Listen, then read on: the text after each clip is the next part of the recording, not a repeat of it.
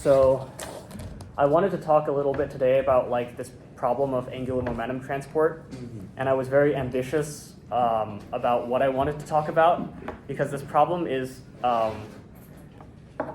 it's a very broad problem, right? Basically, the statement is I have some star with some rotation profile, and how does that rotation profile evolve over time? In other words, how does some angular momentum in some shell of the star go somewhere else? And this is sort of relevant because you often have like differential rotation in stars. For example, you have things like red giants where so they originate as stars sort of like the sun, which are usually pretty well approximated as rigidly rotating. And then the core basically shrinks down like a lot. So like, for example, the sun, when it evolves off of the main sequence, let's say the sun is about the size of a marble, so that's 1 centimeter. It will once it's up the red giant branch, about 50% of the mass will be in this scale about the size of a human hair or a few human hairs across, and then the other half will be about the size of a car. So you can imagine, like, just by angular momentum conservation arguments, like the core is going to be very rapidly rotating, and then it's a question of angular momentum transport, how the core slows down and the envelope sort of, and goes into the envelope basically. And if you don't have any sort of non-standard angular momentum transport process, then it turns out that theory basically predicts that the core is just spinning much faster than is observed. The way that you would observe that is that you have sort of stellar oscillations at the surface of the star, and basically those oscillations are in many cases sensitive to the interior of the star, right? So you can like pretty directly measure what is the core rotation rate, what is the envelope rotation rate, or at least you can put an upper bound on that, and then you can very clearly see that we need some way to get the core to spin slower than it is. So for many of the people in the taper group, you probably heard that Jim has done some work on that. And I was originally planning to cover some of that work, but it turns out to be, after doing the other stuff, I decided like we're not going to get through it anyway. So please stop me. This is going to be a pretty algebraic presentation. But I think, what I'm going to do is I'm going to go over the paper of Zahn, 1997, which is this pretty classic paper about angular momentum transport by gravity waves, right? So gravity waves are basically buoyancy waves. So these are internal gravity waves due to some star that has some stratification. We're specifically here talking about a radiative zone. So convective zones are very good at transmitting angular momentum. Radiative zones, depending on what you think, may or may not transmit angular momentum well. And the way in which waves might do that is, if you just have some wave packet, the wave packet is, associated to some fluid motions that have some angular momentum, and then later on that wave packet propagates somewhere else, and so naturally the angular momentum also moves. And so the way this calculation is going to, so what I'm going to do is I'm going to just cover some basic sort of elements of this calculation. It's going to be a little unfocused, but this is basically how it's going to go.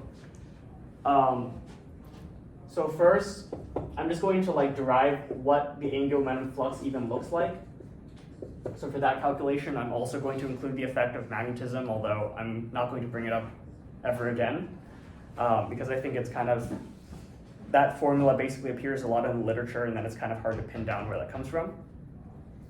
And then 2 is I'm going to talk about gravity waves in particular. These are the kinds of waves which are typically relevant in radiative zones.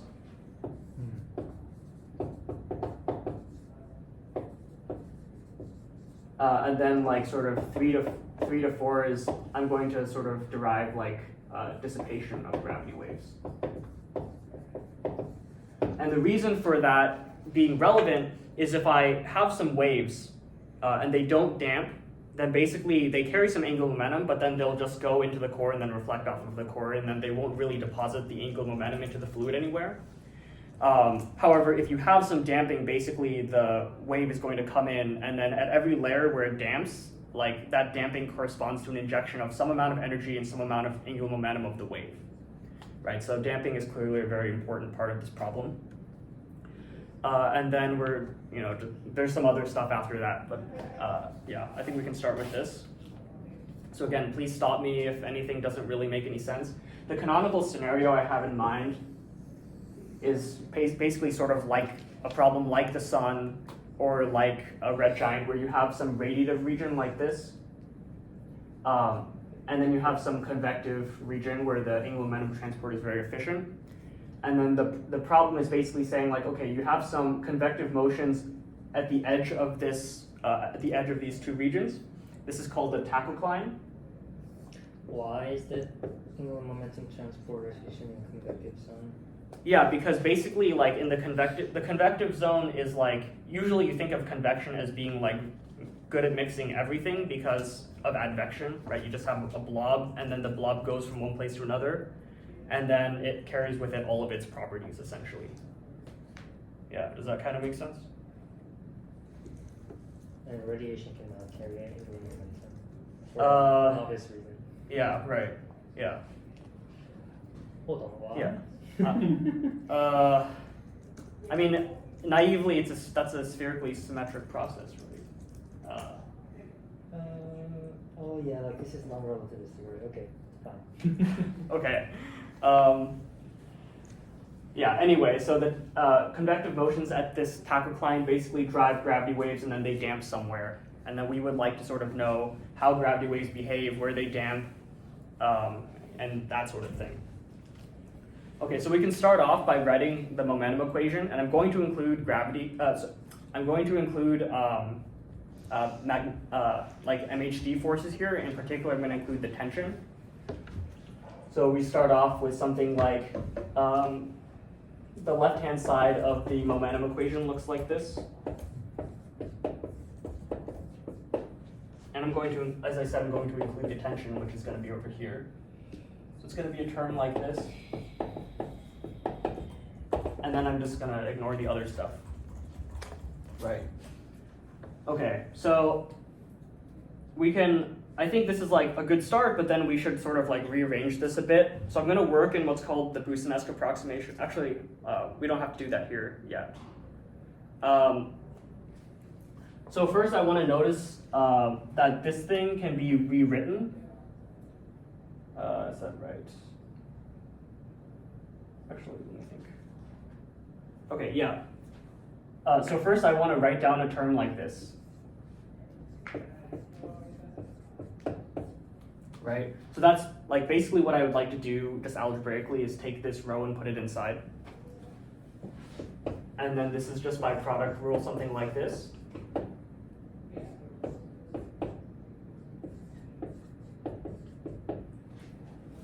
But by continuity, this is just dj uj. So, yeah, there should be a row out in front as well. Is that right? Mm-hmm. Yeah, just by, wait, let me think about, yeah. Mm-hmm. I think that should be right. Mm-hmm. Okay, I've confused myself a little bit already. So, so the upshot is that you should end up being able to manipulate this by taking, so we isolate this term and then we move this to the other side and you'll get this.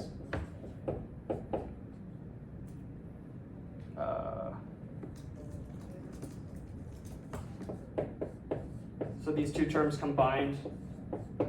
Okay, there we go. Yeah, no, it's making sense. I've written this down a bit wrong. So the row is inside.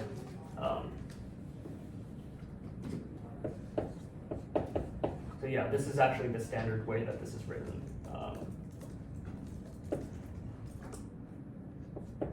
Okay, there we go.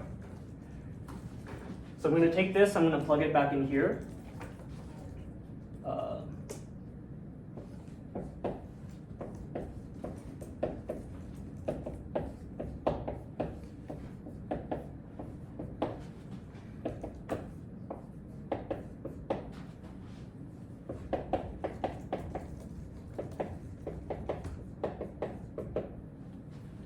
And then these terms can be combined into a single term because of basically product rule in reverse. So this term ends up looking kind of like a stress tensor kind of thing, right? And then this term, we can do something pretty similar. And so I'm going to skip the step a little bit, but basically we use the fact that divergence of B is 0, right? And then that allows us to basically write this as a term like minus 1 over mu naught bi bj. And I think that should be the essence of it. Yeah. And the reason why I wanted to go from this standard form of the momentum equation to this is because this kind of looks sort of like a conservation law, and what I want to do is derive an angular momentum flux, right? So this thing is basically a momentum density. And in order to convert, so let's call this like, this whole thing like Tij, so like a stress. Well, actually, okay, let's not go there yet. Let's start with this.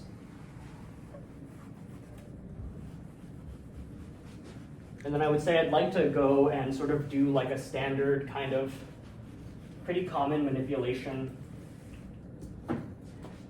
where we say basically that, okay, so these like these U's can consist of like some like steady part.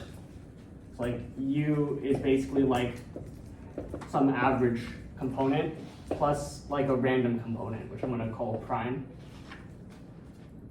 And this component is like going to average to 0. So actually it doesn't have to be random. All we need is for it to average to 0. Its moments are not going to average to 0 in general, but it will average to 0. And we can do the same thing with B.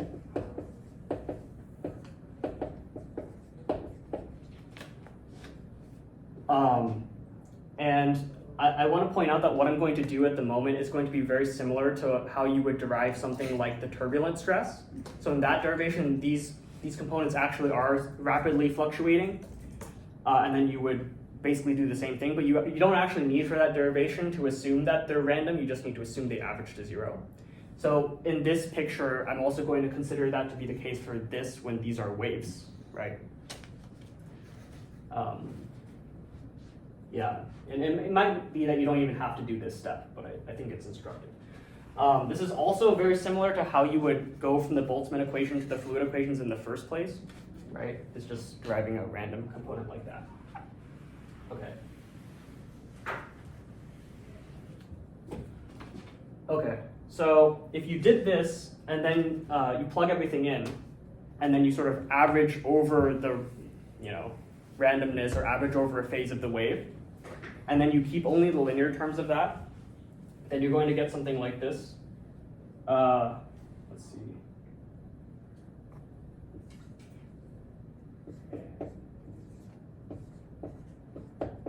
I think this should be right.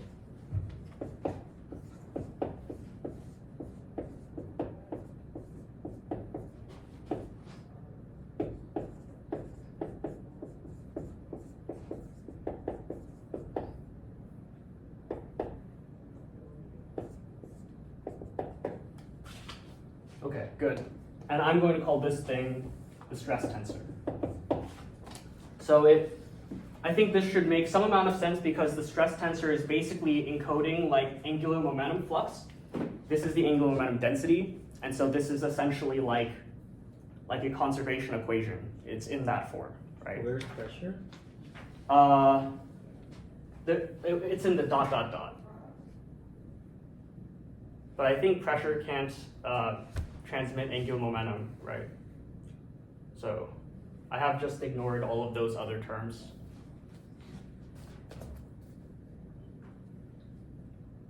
Is that, I have ignored a lot of stuff in service of trying to derive this expression. Is that fine? So you only keep traceless part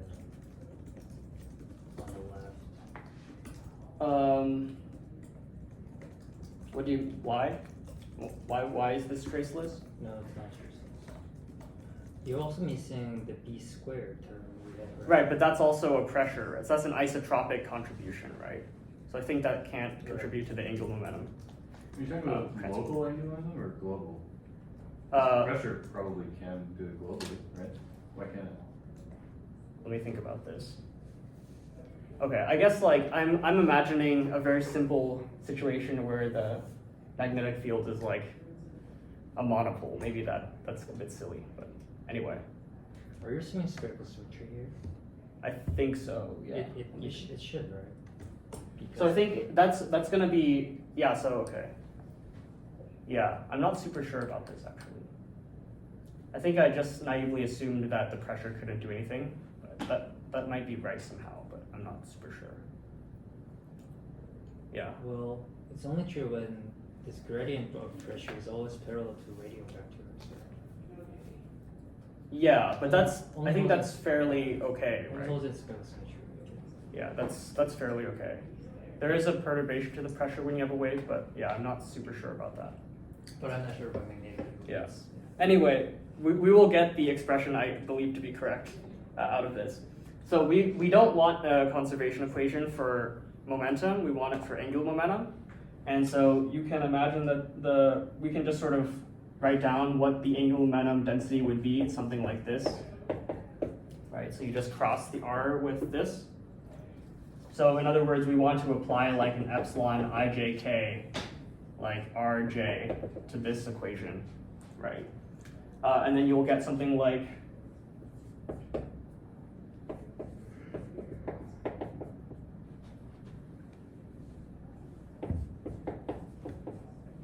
I'll just omit the bars, or well, maybe I won't.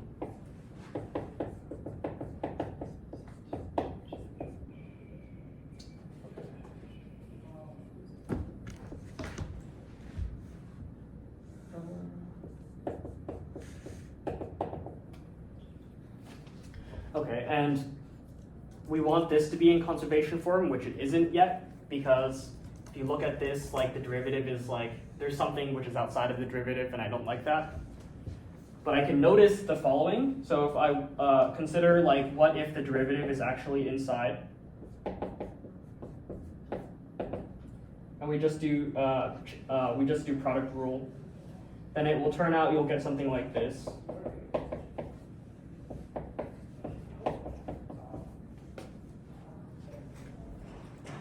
So notice the derivative acting on Rj is just the delta. And you see that this is a symmetric tensor, and it's being contracted with Levi-Civita symbol over here. So actually this term doesn't do anything.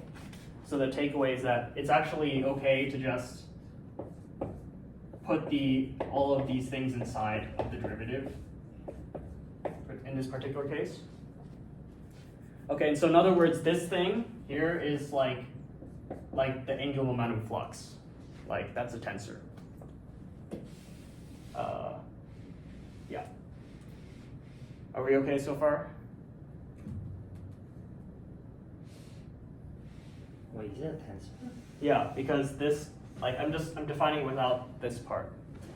So you see, there's a free index over here, and then there's a free index over here. I think probably we're having a different definition of tensor, but okay. That's Oh, sorry, because okay, it's a pseudo tensor. Is that what you mean? Like Kind of, there's an right. epsilon in it. Okay, yeah, I'm being loose.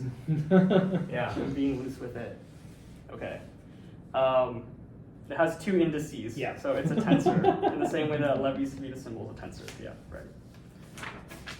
Okay. And in particular, when we talk about a star, what we're really talking about is you have like some rotation, and we can just define that in some cylindrical system as having some rotation vector in the z direction.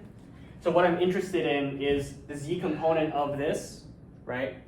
And I'm interested in, we're going to make like a cellular approximation, right? So we're going to think about like the rotation rate as just being a function of the distance from the center of the star. Even though we have clearly broken spherical symmetry because the star is rotating, we're just going to do that.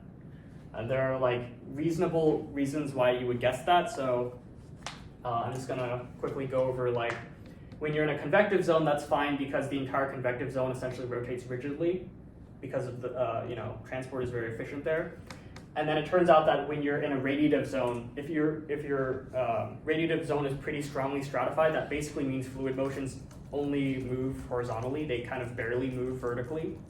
And so horizontal transport is much more efficient than vertical What do you transport. mean by horizontal here? Angular. I mean angular. So in theta and phi direction.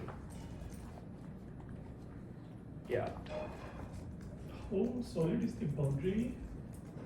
Uh, As in like how well defined is the boundary? that's a good question. So one big major uncertainty in stellar evolution calculations is something called convective overshoot, which is this idea that fluid from the convective zone actually just, I mean, you know, it obeys Newton's laws, which is a second order differential equation, right? So it actually, its motion isn't a function of its position. It can like overshoot the convective zone and like grab some material and mix it back into the convective zone. And that can like, that is like a substantial uncertainty. So it's not like super, you know, flat. Like there is like a demarcation between what is radiative and what is convective, but there is like mixing that happens in the boundary. Yeah. It's certainly not solid, right? It's a gas, a plasma. Did you also mention that the rotation profile only depends on the cylindrical radius? It only depends on the spherical radius. Yeah. Not cylindrical radius. Yeah, spherical. So it's not Taylor-Proudman. Yeah. Spherical radius. Yeah. So I think if you look at something like a planet like Saturn, the outer layers will, you know, obey like Taylor-Proudman theorem, but the core is going to rotate in a cellular way, we think. Yeah. In any case, this is like an approximation we really want to make because every other quantity is a function of spherical radius, so it would be really annoying if we had to do that instead. But okay. Anyway, well, this is going to take a while. Okay, I won't get through nearly as much as I wanted to. Anyway, so we want to take like the flux corresponding to the z component of this. So we're going to set the corresponding index, which is going to be this I think, yeah. So we're going to set this I to be z, epsilon z j k, r j t k l. I just want to make this observation that, okay, so let's try and reason this out, right? So, let me think.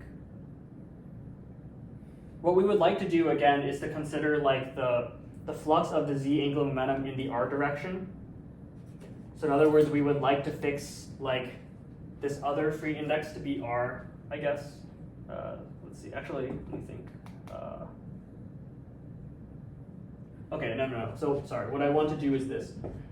So, I want to consider contracting this with r hat.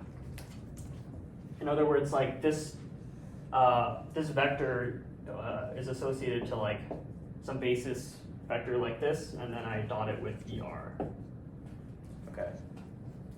And ER is going to have, you know, if I want to sort of relate this r hat, the spherical r hat, to cylindrical, then like, you know, e to the ER is going to be something times the cylindrical basis vector plus something times the z, right? And if I selected z here, so I can sort of decompose this into these two. If I put z here, then I'm going to fix, let's see, actually, I'm a little confused here.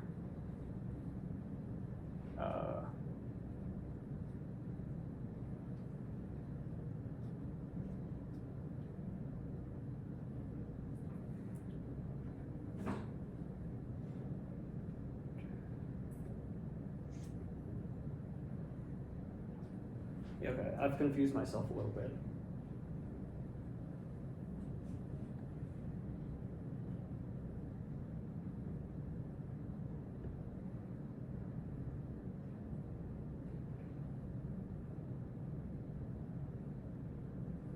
Okay, yeah, let's not think about this bit. Let's think about here. And so this can be like R, or we can think about this component being like the R component of this or the Z component of this in the spherical system, the cylindrical system. And then this component is, you can't fix J to be Z because then this would vanish. So you have to fix it to be R, okay? And then you have the cylindrical R, and then you have T, K, L, EL, ER. And then finally we want to ask, like, what is K? And it's clear that basically the only possible K you can have is phi, because otherwise this prefactor would vanish.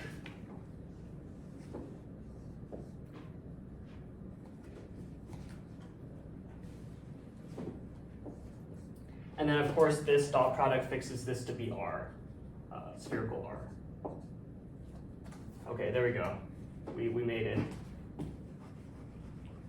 And I think that this epsilon is going to be, hopefully that's +1. And so you end up with R sine theta, T phi R. Okay, and we just plug this T back in here, and we will get the following expressions for the angular momentum flux. Rho R sine theta, and then these sort of average over these guys. So this is the angular momentum transport, sort of the flux associated with the Reynolds contribution. And then you also have a Maxwell sort of magnetic contribution, which is going to be like this.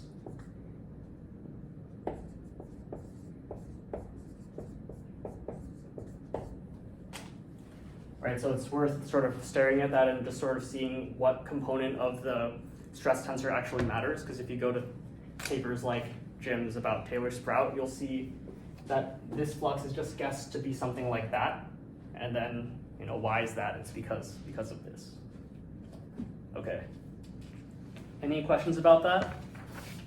Okay, well, we're really not going to finish anything.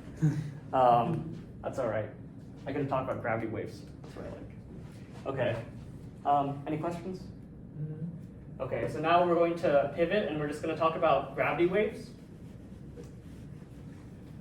We're just going to derive their dispersion relation, and then if time permitting, we will try to get to the dissipation mechanism.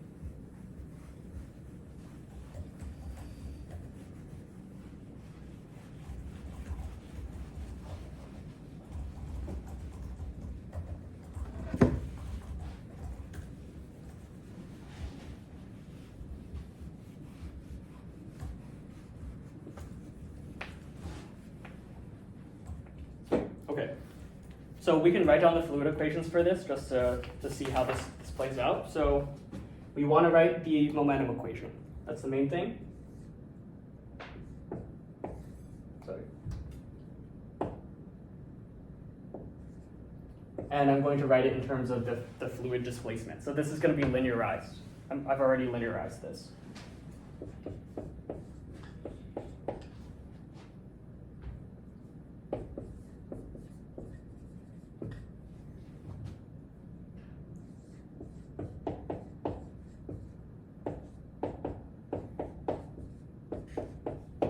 And already I've simplified a little bit because I have sort of this term used to be like minus rho prime g hat, g in the r direction.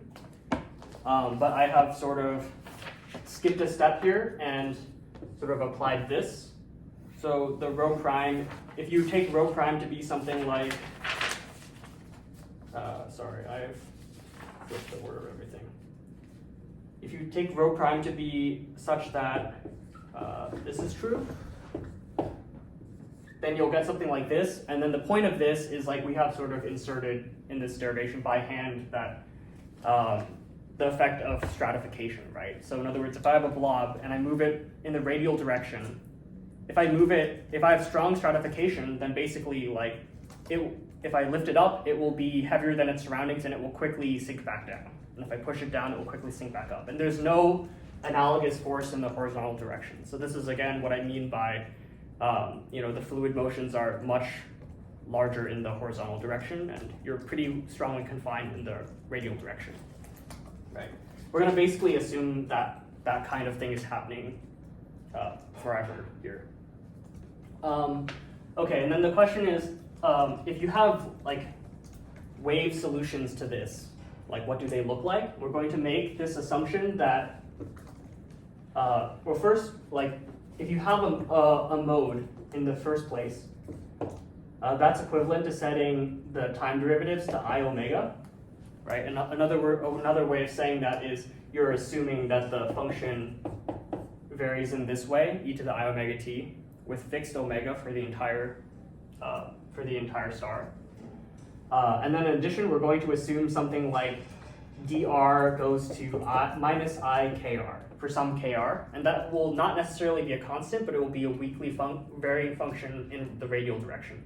In other words, what I have done is made a WKB approximation.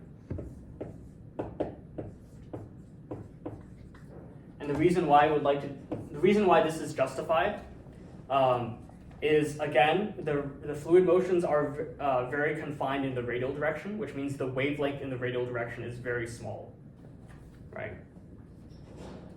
And so that it doesn't have to be the case that the WKB approximation is satisfied for gravity waves, but it often is. Yeah, so, okay. So after making these substitutions, we can just sort of plug these things in, and then we can solve for everything. And what we will end up getting is CR is equal to KR over this.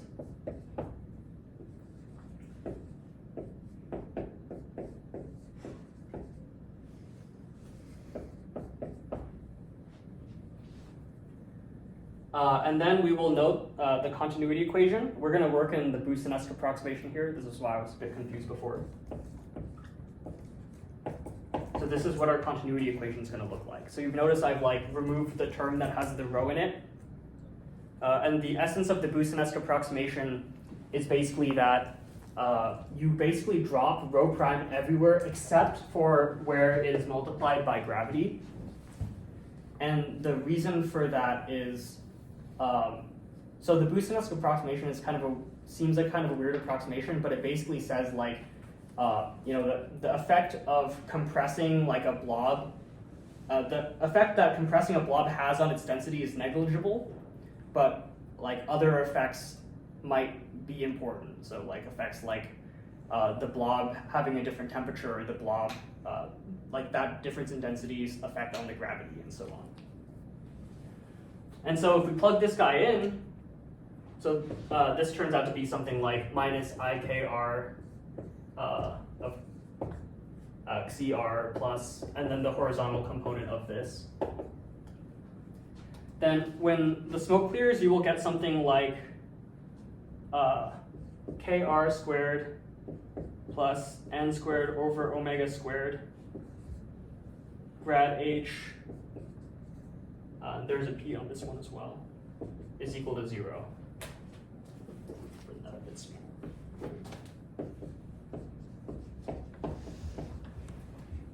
Okay, so that's just what happens when you, so you get basically like an eigenvalue problem for the horizontal Laplacian, right? And that's just going to be solved by spherical harmonics. So it is convenient because this operator commutes with the time derivative to select these functions to be eigenfunctions of the spherical harmonics, or eigenfunctions of the Laplacian, which are spherical harmonics. So this can be taken to be L times L plus 1 over R squared. Okay. And we can define this to be, so actually there's a negative sign here. We can define this to be KH squared, right? So the idea of this is that the horizontal wave number is basically something like the order 1 over R, but then like this L has an interpretation of like, well, like if L is larger, then basically the wavelength in the horizontal direction is smaller. Yeah. So if I plug this in, then I'll get, and I sort of rearrange it a little bit, I will get this classic gravity mode dispersion relation, which is pretty important for understanding them.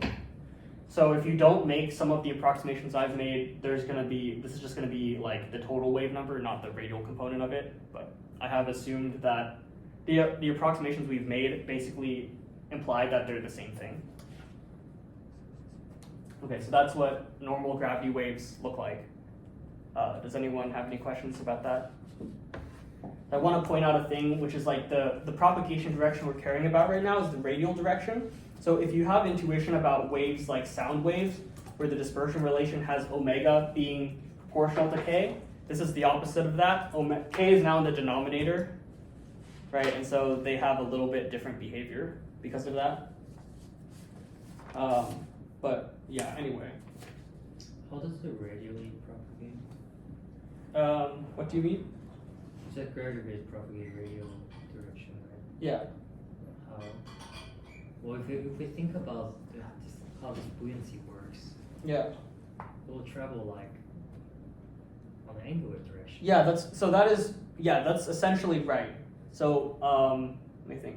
How do you say this? So it is true that the velocity is primarily in the angular directions. So they sort of do this spiraling thing.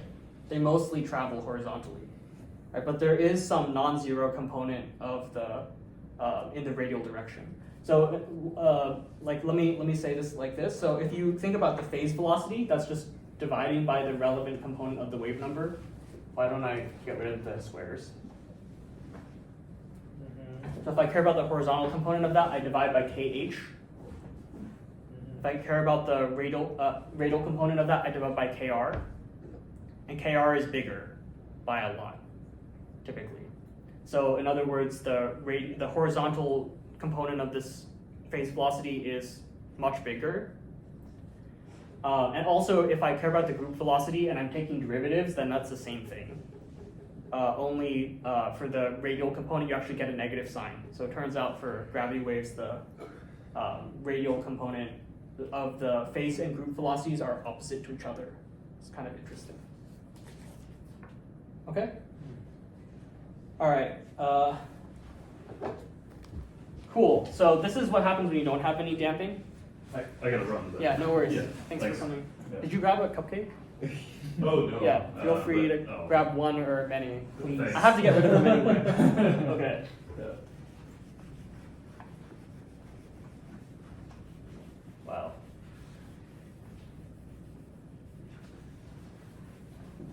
You are now quickly learning why I did not try to do the other paper. I don't even think I've gone through the preliminaries for this one.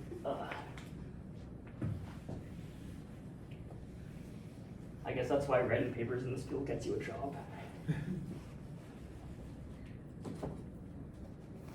Okay, so now I'm going to think about, so I talked sort of generically about dissipation, and hereafter I'm going to consider that dissipation to be something like thermal conductivity or radiative damping or something.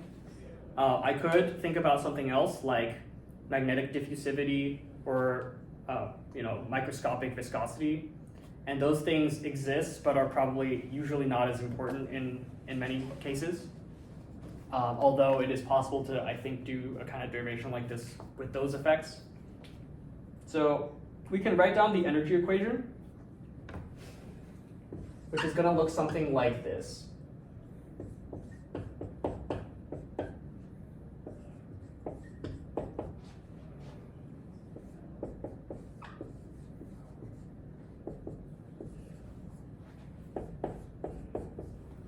Okay, so I just want to give some interpretation to this. If you just forget about this heat conservation, heat transfer for a second, then this bit is basically just what is this? Like the internal energy, right? This is just the heat capacity multiplying the temperature, but with a advective derivative applied to it, and this is all linearized. And then this is the potential energy, right? And then we have a term here which sort of accounts for that stuff being able to move around. Right, so in other words, if you sort of think of this like dt dt with like some heat capacity in front of it, then it's clear that this looks something like a diffusion equation, right? Right? So time derivative equals two space derivatives. Anyway, yeah, so this is supposed to be diffusive, that's the point. And I'm just going to assume that chi to be constant for now. There's no kinetic energy here? Right, okay, that's a good point. Yeah, so the kinetic energy is probably, in most cases, is a lot smaller. We're going to assume, so stars are sort of by definition in what's called hydrostatic equilibrium, which is the statement that, so like the common way to write that is like dp dr is equal to minus rho g. But that is just the momentum equation where I have ignored the acceleration term. Right. Well, a hydrostatic equilibrium basically means you are zero. Yeah. Well, yeah, exactly. Or at least it is sufficiently negligible that the terms it appears in can be ignored, right? And that goes into the kinetic energy. So hence, if I'm in that limit, the kinetic energy is negligible, right? And the kinetic energy is basically in this approximation evolving on the evolutionary timescale of the star, or at least on the thermal timescale, right? Mm-hmm. So anyway, I have ignored it. Even if I didn't ignore it, I guess it would appear as UR squared, and that would be 0 anyway. But let's forget about that. Actually, yeah, let's forget about that. Okay, so I would like so we want like t to be linearized, so actually t should be something like t naught plus t prime. So what I can do is I can plug this in and keep only the terms that are like sufficiently large, and then divide through by t naught, and I will end up getting something like rho cp of dt t prime over t naught plus ur, and then I've written it this way for some reason.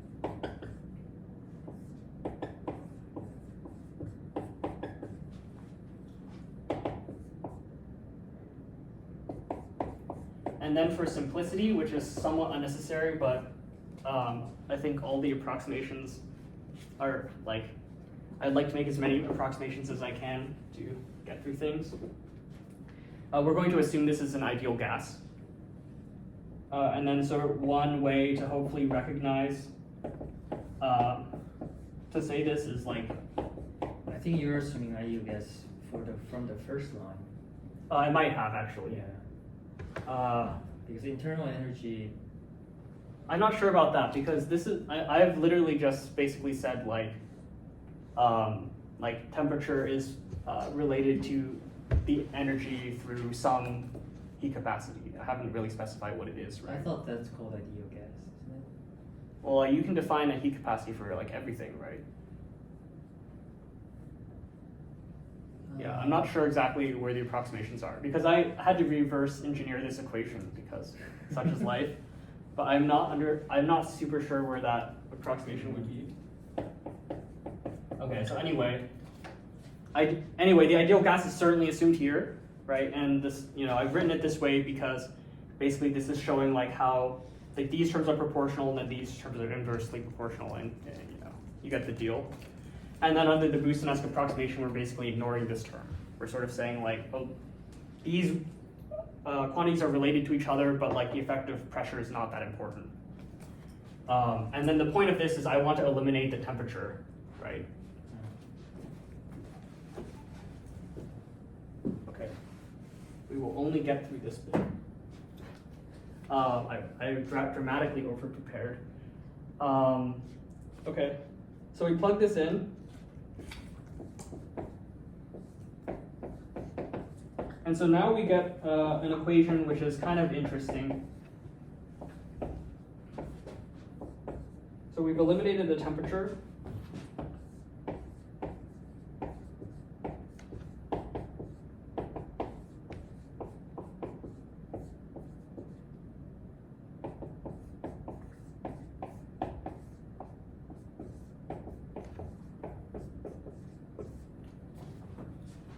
Okay. And then we can note another thing, which is that here we have not assumed any chemical diffusion, and I would not like to do that. So the statement of that would be that the advective derivative of mu is 0. And that's going to be, can be written like this in the linear limit.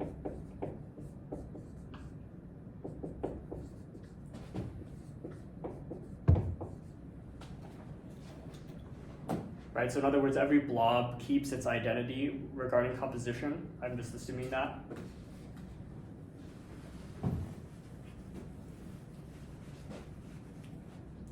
So that basically can go into here. It can also go into here.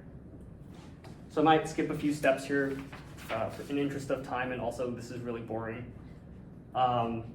But you see that in order to apply this equation over here, I need to have a time derivative. So I basically need to take a time derivative of everything.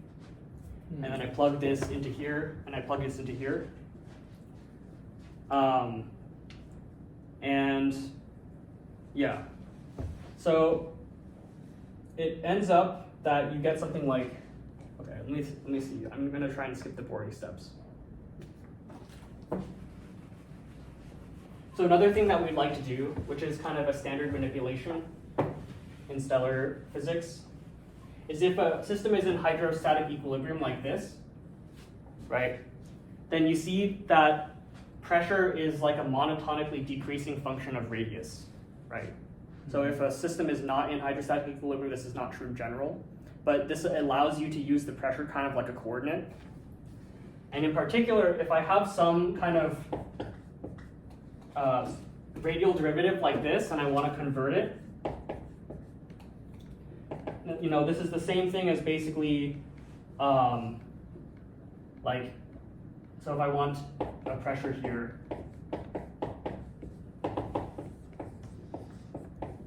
and then let's say I want to pull out the P as well, like this, right? Then I get like a derivative in terms of LMP, which is sort of like a different coordinate. And this quantity is typically defined as the pressure scale height. So it's basically the E-folding, it's sort of the radial scale over which the pressure E-folds, right? So hereafter, I'm going to sort of, what I'm going to write down next is going to be in terms of those derivatives. So we have dt rho prime plus rho over HP of grad minus grad add minus grad mu dt ur, and then like some other terms.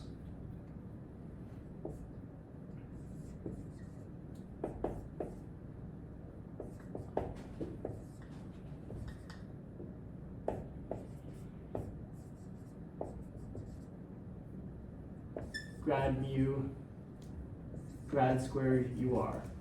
Okay. We good so far?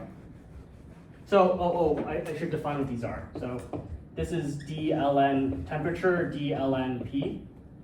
That's just, let's see, where is that term? That's this one. And then we have this grad add, which is this adiabatic temperature gradient. Oh, sorry, that's not right. GHP over CPT naught. And now that I read it like this, you see that that is related to the potential energy term. And then there's a grad mu, which is related to the effective composition.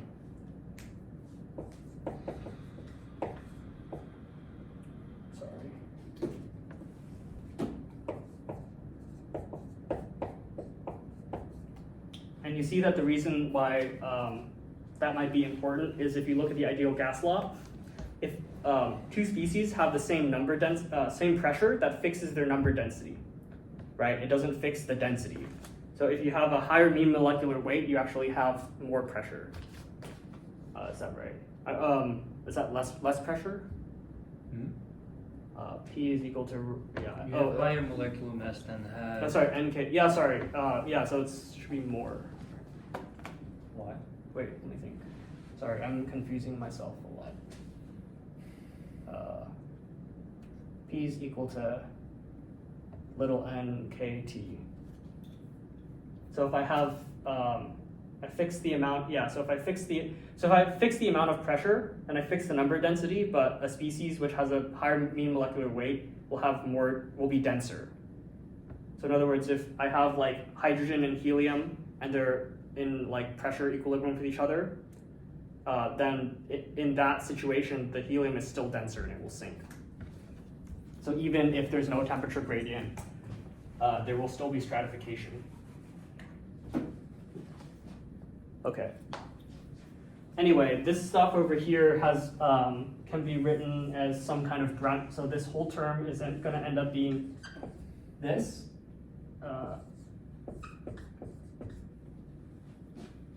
And the whole point of this, dt, the whole point of this, which is not super evident from here, and I guess I don't have so much time to explain this, is that if you're in a Boost-Nest approximation with this ideal gas, like these fairly reasonable assumptions, remember that we assumed that the process which is operating is temperature diffusion, but under these approximations, that is the same thing as density diffusion.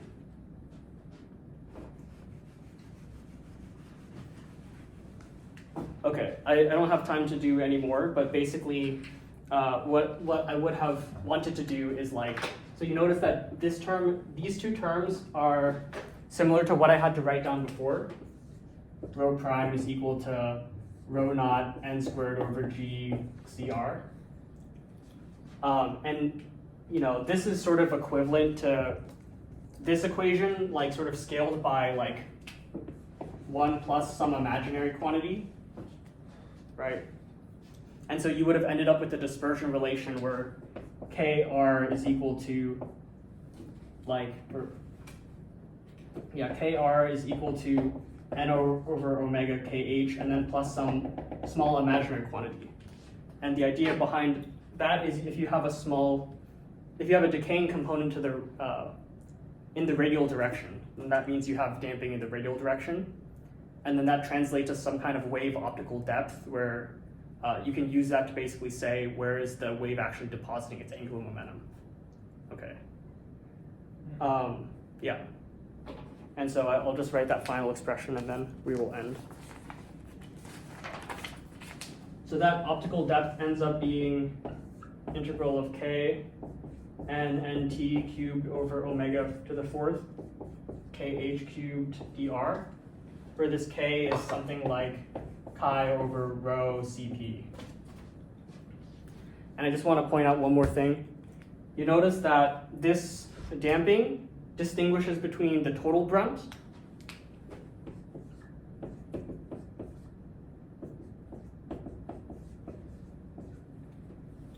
where this is that contribution and this is this contribution. And the reason for that is this n comes from the dispersion relation. It comes from just the fluke, how the gravity wave behaves, and the gravity wave doesn't care why there's stratification, but the damping does care why there's stratification. Because if you have, everything comes to, basically temperature diffusion, what it does is it tries to bring things to the same temperature. But again, at equal temperature and equal pressure, you will still have compositional stratification, right? And so that cannot be erased by temperature diffusion. And so it turns out that that's a way that these two components are distinguished in this expression. Okay, so that's all I can get through. Does anyone have any questions? So I think the first stupid question is, how hard would it be to actually simulate something like this and actually see what happens? Yes. Let me think about this. I can give a very standard canned answer for why we want to write down something really simple in stellar physics, which is that stars evolve on the timescale, which is usually interesting, is the nuclear timescale. which is basically the time that it takes for a star to burn, like all of it, the species that it will burn. And that's very long, right? That's like billions of years. So if you try to simulate anything, dynamically, then like that time scale is like human sized, right? Like very human sized. So there's like a huge separation of scales problem, right? But you don't have to, like if the question is like, how do we transport momentum? Yeah, okay, it's true. You can do things like simulate a box or simulate a shell, and I think people do this, although probably still can't do it for very long. Yeah, I guess it's probably possible.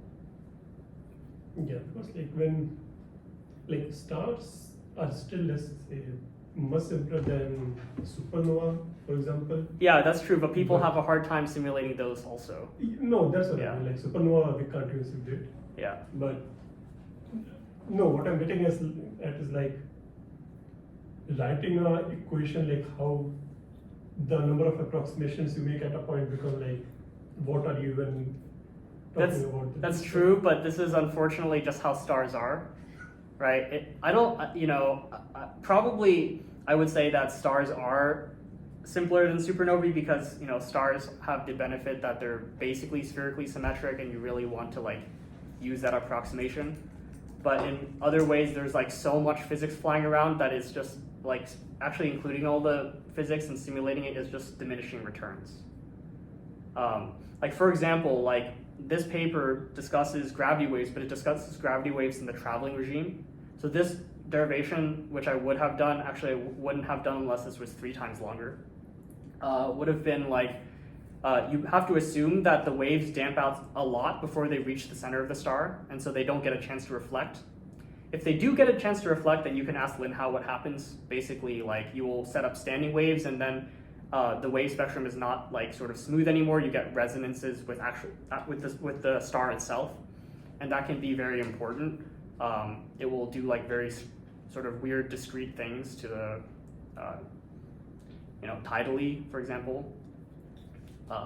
And you can try your best to sort of simulate some very simple scenario, but you will get something wrong, right? So you might as well like think really hard about the physics and try to come up with something simple. Yeah. So just to get an intuition about like what I imagine a star to be like is like just bunch of fluid moving up and down throughout, like. Yeah. So how true is that in some sense? Because the way you're describing here is like there's some like sort of segregated core which does its own thing, and then rest of the fluid is fairly smooth. Yeah, so it really depends on the star. So like, what I was discussing here is sort of more like, I usually have in mind red giants where like the difference in density is very big. The sun has a similar radiative structure to this, but actually it's a lot more uniform in comparison. And then like when you're in a radiative zone, like it is actually very it is actually a lot sort of, the motions are not as turbulent, right? So if you look at these simulations, it really is like a big difference. Like in these regions, like, spherical symmetry is nice. And then in the other regions in the convective zone, you really do have these like very complicated fluid motions, right? And then you end up with like effective treatments for that, like mixing length theory, to just sort of say, try and save the spherical symmetry approximation. I mean, the essence of it is just like a star is something that is sort of approximately in hydrostatic equilibrium, so you can average out the dynamical timescale. Then why don't people simulate like that? They do simulate like Just finding that. a sequence of equilibrium solution. That is what MESA does. Yeah. So then like there are several effects, right? There's like, there are like thermal effects, like you have some temperature accumulated somewhere and then that can diffuse out somehow. And then in that process of going to a thermal equilibrium is the thermal time, which for the sun is like 30 million years. And then there's a longer time scale, which is like the nuclear time scale, which is like 10 billion years, which is like the time scale over which, like, if you actually allow the composition to change, like the time scale over which that happens. And MESA basically like allows those two pieces of evolution to happen. You can also have it evolve on the dynamical timescale if you want, but it will only do so with one component of the velocity, so it's probably wrong, and also it's probably computationally inefficient unless you need it. Yeah, I mean, like the point is stars are so complicated and they have so much physics that you really need to assume spherical symmetry and often hydrostatic equilibrium. And that means you need to make assumptions like the rotation doesn't actually break the spherical symmetry of the star, which is kind of absurd. Or you need to assume things like the magnetic field can do, something like that. Yeah. You never know. There might be a magnetic monopole inside this stuff. Yeah. I mean, basically, the essence of Jim's 2019 paper, which I was too ambitious for trying to talk about, was like, you have some like complicated MHD instability, which will end up with like, basically he's arguing for some functional form of the angular momentum flux because of this complicated, clearly three-dimensional process to put into a stellar evolution code which is one-dimensional. So this kind of thing has to happen a lot, unfortunately. Yeah. Cool. Any other questions? All right, thanks for joining me on like doing like 2 steps of this. Actually, that wasn't so bad. No, actually, anyway.